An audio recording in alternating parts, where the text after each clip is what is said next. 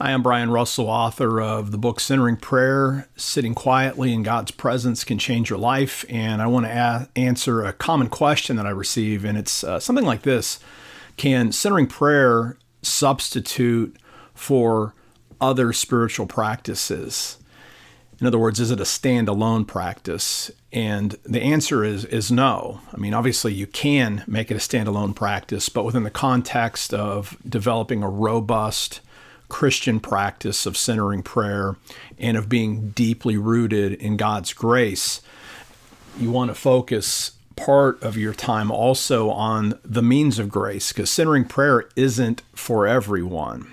And I think it's an add-on practice, definitely not a standalone practice. Centering prayer works because it builds on a foundation and assumes the foundation of being deeply formed in the Christian life before we even begin to practice centering prayer. So what I recommend is focus on the traditional means of grace. I mean, we all need to have some relationship with Scripture.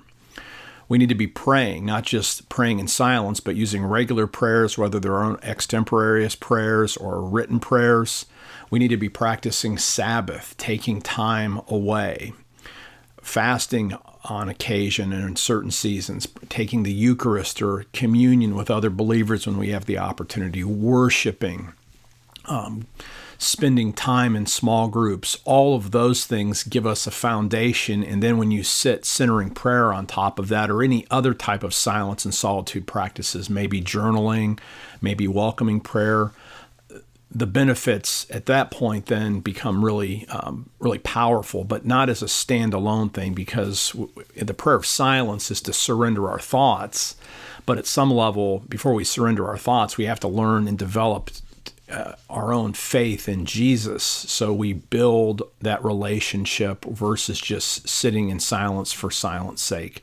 Hope that's a helpful question. If you have other questions about centering prayer, reach out. And if you're interested in some other content, I'm going to put a video about how to make a rule of life, which goes into these things and the relationship of how contemplative practice is a little bit deeper. If I can help you, reach out. deepdivespirituality@gmail.com. Thanks for the privilege of sharing this information with you. Be blessed.